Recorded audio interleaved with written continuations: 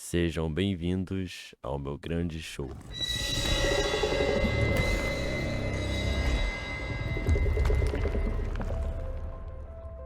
Eu produzi isso aqui com a ideia de fazer uma espécie de enciclopédia ou um monte de conteúdo sobre jogos de terror. E entrando nesse mundo cheio de coisas tenebrosas que eu tanto amo, dá pra dar destaque em um gênero específico. Aquele que roubou meu coração. O Survival Horror.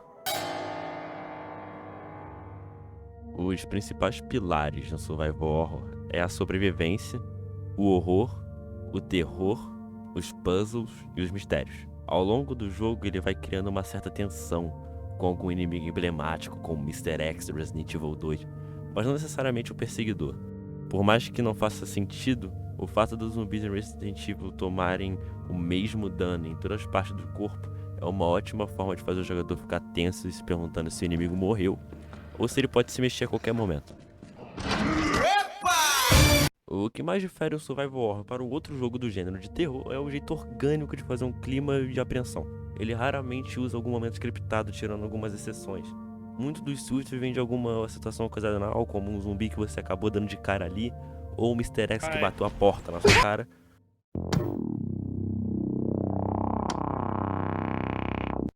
Não é o ideal, mas acontece. Sempre vai ter um momento desses que vai ser diferente na sua experiência e na experiência de algum conhecido seu.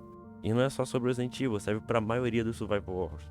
O primeiro Survival Horror de todos os tempos é o conhecido e famoso 3D Monster Maze. Não é Alone in the Dark. Como que você não conhece esse jogo incrível que lançou pro Sinclair ZX81? Sim, isso é um console ou uma tentativa hilariamente foda-se de fazer um. Esse jogo, ou melhor, projeto de jogo, foi lançado em 1981. Ele era bem simples e ele começava da seguinte forma: uma mensagem aparecendo na sua tela perguntando se tinha alguém aí, e caso sim, pressiona alguma coisa. Basicamente, depois disso você vai encontrar um dos homens mais estilosos de todos os tempos dos videogames, ou quase isso. Ele usa cartola, ele é foda. E a proposta é a seguinte: é como uma atração de um parque ou um circo. Você entra num labirinto e é perseguido por um dinossauro livremente pelo mapa até ele te pegar ou você fugir. O engraçado é que esse inimigo é menos linear que alguns aí. Eu tentei jogar o jogo, mas infelizmente eu sou burro demais pra usar esse emulador. Eu não sabia nem o que eu tava fazendo, mas eu me esforcei muito, eu juro. E sendo sincero, pra um jogo de anos atrás, até que esse troço é bem assustador. É um jogo realmente bem simples, sem sons ou uma história de fato, e mesmo assim influenciou vários da época, como o jogo do Jason de 1985, The Evil Dead de 85 também. Esses jogos realmente valem uma vaga na história desse gênero.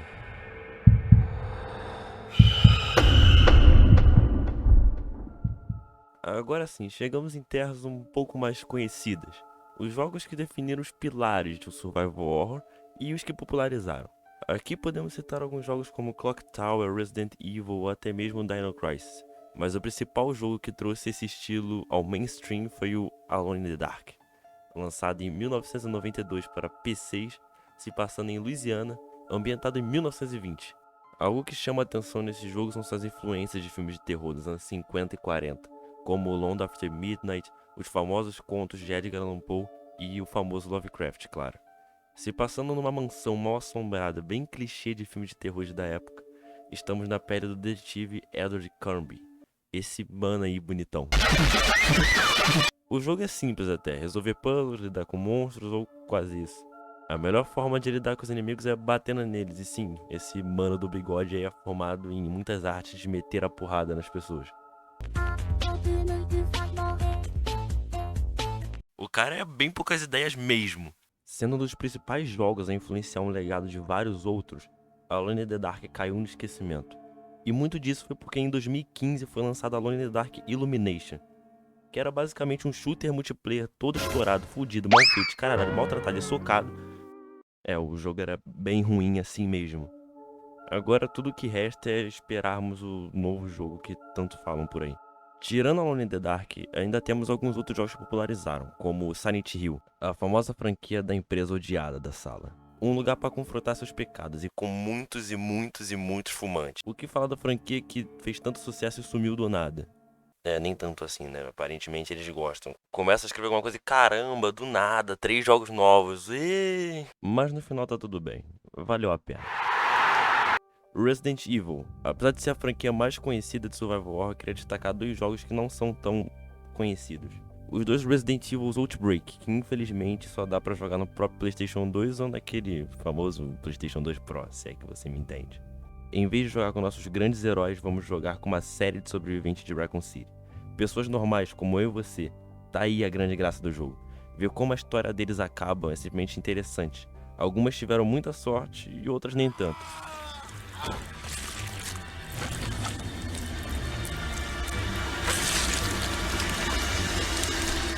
Fora isso, todo mundo já conhece Resident Evil, não? Se não, é melhor continuar assim, porque tá foda ser fã de Resident Evil. Virando um pouco a curva e atingindo o primeiro poste que a gente vê, temos Dead Space. Terror no espaço. Juro que na época um dia isso já foi inovador.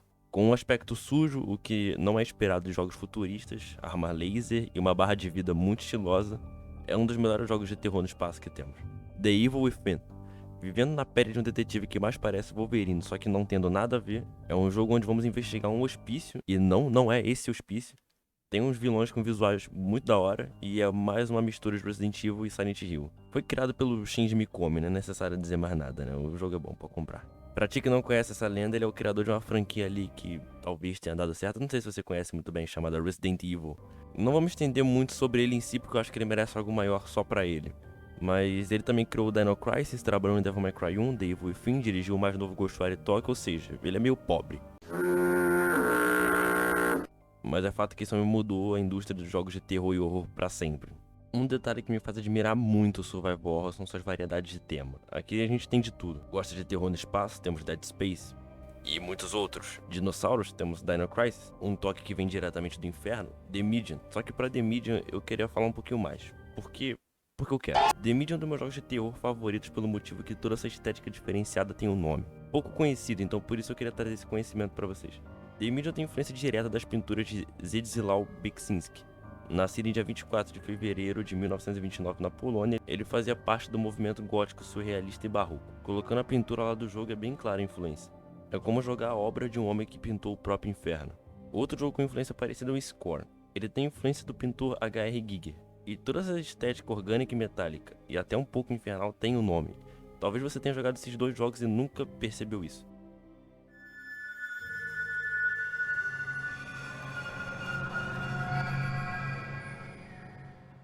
Aqui a gente vai dar uma leve fugida do Survival Horror e vamos entrar em alguns jogos que não priorizam o combate. Jogos como Outlast e Amnesia foram os que mais popularizaram esse estilo de gameplay. E uma curiosidade sobre Amnesia é que era pro jogo ter um combate propositalmente ruim, pra ativar aquele senso de puta que pariu, fudeu.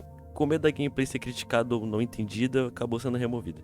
A melhor forma de trabalhar aqui é o terror em seu mais alto nível, porque o motivo de sentirmos medo, pelo menos o principal deles, é a falta de controle de alguma situação. O fato de você não conseguir fazer nada para se defender faz com que você sinta mais medo do que em um jogo como Resident Evil 6, que você tem a ambientação, mas como caralho eu vou sentir medo sendo que eu posso lançar a capoeira despirocadamente e matar todo mundo. Essa aqui é a grande diferença de um jogo de terror com um jogo de terror e ação. Nesse estilo é mais explorado roteiro, ambientação e personagens, para suprir a falta de um combate. Minha experiência favorita nessa área é o Martha's Dead. O jogo tem um roteiro impecável, eu juro que vale a pena tentar. Esse jogo foi censurado no PlayStation por uma cena um tanto quanto pesada, mas assim, eu realmente não entendo quem acha isso legal, porque por mais que você não curta o estilo de jogo, não é justo tirar a experiência de quem gosta. Mas voltando pro jogo, o jogo começa suave, e do nada você tá arrancando o rosto de alguém. Vamos acrescentar uma empresa inteira aqui, a Puppet Combo. Você já deve ter ouvido falar dela porque ela tem ficado bem famosa nesses últimos tempos, graças àqueles canais de teorias no YouTube. Os jogos da Puppet Combo são na maioria meio meme. Tem uns que realmente não fazem nenhum sentido, mas tem alguns que vale a pena citar, como No Massacre e The Night Reaper. Você já deve ter notado que esses jogos têm a estética de PlayStation 1, e eu amo isso porque é muito chique. Até mesmo a mídia física que eles vendem é muito chique, fica aí o AD de graça. Caso você tenha gostado, tem selo reboot de qualidade.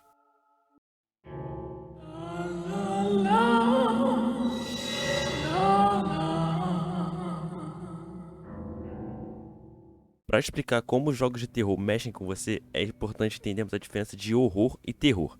Tem uma diferença bem grande e eu amo falar isso, tipo, muito mesmo. O terror é feito como algo mais psicológico, como uma perseguição ou um lugar escuro. E o horror ele é feito para chocar, com algo horrorizante, tanto graficamente quanto sonoramente. O horror destrói algumas faculdades humanas porque é algo mais direto ao ponto, e o terror tem toda uma estrutura para te deixar amedrontado e tenso por um tempo. Juntando esses dois, podemos ver como funcionam alguns jogos, tipo Elden Ring, o maior jogo de terror de todos os tempos, segundo porra nenhuma. Um exemplo melhor é o trailer de Mart's Dead, que podemos ver um rosto sendo arrancado, que não é algo normal, geralmente choca as pessoas. Se não te chocou, procura um médico. Agora, em Resident Evil 2 temos um exemplo pro terror, com as perseguições do Mr. X.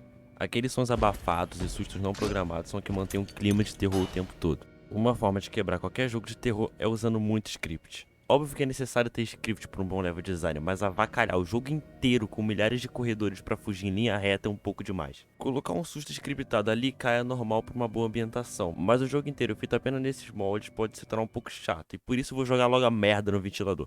Eu não gosto de Five Nights at Freddy's. Oh my God! Eu pessoalmente não gosto de jumpscare, acho uma técnica muito preguiçosa. Talvez cringe. Oh my God! A emoção mais antiga e mais forte da humanidade é o medo. E o mais antigo e mais forte de todos os medos é o medo do desconhecido. Essa frase foi dita por Lovecraft em meados de sua vida. O que ele quer dizer com isso? O medo mais primitivo do homem, ou seja, da época do seu pai, é o medo do desconhecido. O medo sempre irá sobrepor outros sentimentos, porque segundo Lovecraft é a emoção que aflige com maior intensidade. Isso explica o jogo Amnesia, que tem um inimigo meio sumido, porque ele é invisível, entendeu? E o jogo Visage, que tem um jumpscare completamente aleatório. Olha só que legal. Ele acontece em momentos diferentes para cada pessoa, e fazendo essa técnica que é meio bosta fica mais interessante. Esse é o poder do desconhecido. Um grande pilar para a ambientação é o som. Esse pilar é tão poderoso que pode fazer um jogo que não é de terror te dar calafrios.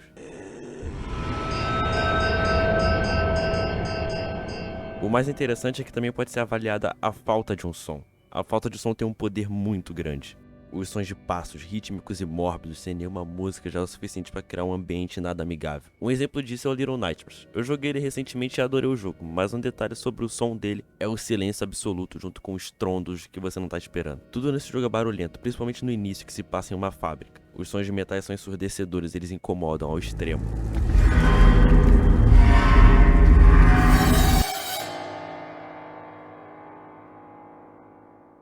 Agora, por pura e espontânea vontade minha, é hora do especial de terror japonês. Apesar da maioria dos jogos já citados serem japonês, tem algumas análises a serem feitas aqui. Jogos como Kuon, Siren, Clock Tower ou Fatal Frame têm algo em comum, e talvez seja esse o segredo porque jogos japoneses são tão assustadores. Ou pelo menos têm uma estética diferente. Jogos como Silent Hill e Resident Evil eles são japoneses, mas eles são americanizados, porque eles se passam nos Estados Unidos, eles não têm influência da cultura japonesa. Agora, jogos japoneses como Kuon e Fatal Frame, eles pegam a cultura japonesa e trazem pro jogo. O boom dos jogos japoneses se deve ao enfraquecimento dos filmes de terror hollywoodianos, entre os anos 2000 e 2010. Filmes lançados pelas grandes produtoras eram sempre mais do mesmo. Diferente de alguns anos atrás, que existiam filmes de terror sobre variadas coisas, inclusive tomates. É um exemplo ruim.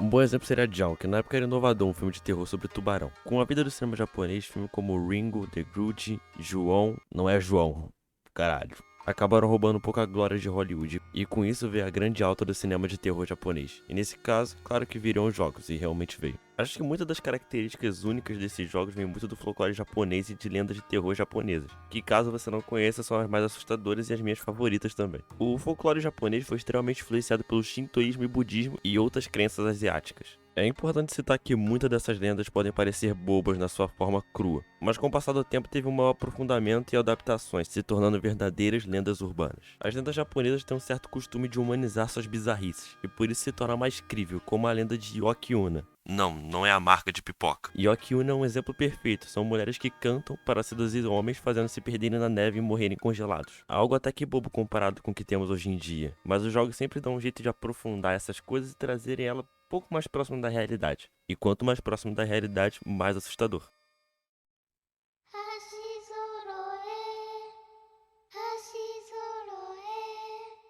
Eu amo demais essa música. Aqui vai meu preferido entre esses do tema japonês. Kuon, ambientada no período Heian. Entre 1794 e 1185, essa época o budismo se espalhava pelo Japão, e chegava a grande ascensão dos samurais. e podemos ver isso ambientado nos cenários do enredo do jogo, como estátuas budistas e grandes templos abandonados. O jogo tem duas campanhas no estilo Resident Evil 2. A campanha da Itsuki, que busca pelo seu pai desaparecido em um fieldo mais do que bizarro, e a campanha da Sakuya, uma exorcista muito pica grossa. Zerando as duas campanhas, uma terceira é desbloqueada, girando em torno do nosso querido Abe no Seimei, que existiu de verdade, que era especialista em cosmologia e viveu mais ou menos o período do jogo mesmo. O jogo inteiro se passa em Kyoto, que é famoso pelos seus templos, inclusive o jogo se passa em um deles. Nesse templo vivem criaturinhas meio bizarrinhas, mas com um pouquinho de esforço você consegue amar elas. O jogo tem a famosa câmera fixa, como os Resident Evil e tal, e um combate bem simples, uma faca e alguns selos diversos que lançam magias diversas, como bola de fogo e tal. O combate é bem simples, nada demais. Mas o que brilha nesse jogo, meus amigos, é a ambientação, que é simplesmente uma maravilha. Os cenários são todos baseados em estruturas do Japão feudal. E misturando isso com aquele toque japonês de terror que eu expliquei pra vocês, temos essa verdadeira obra de arte. Toda a arte conceitual desse jogo é baseada nas antigas artes do Japão. E se eu encontrasse algumas imagens numa resolução maior que 3 pixels, até usaria de papel de parede. Mas enquanto isso não rola, tira isso daí.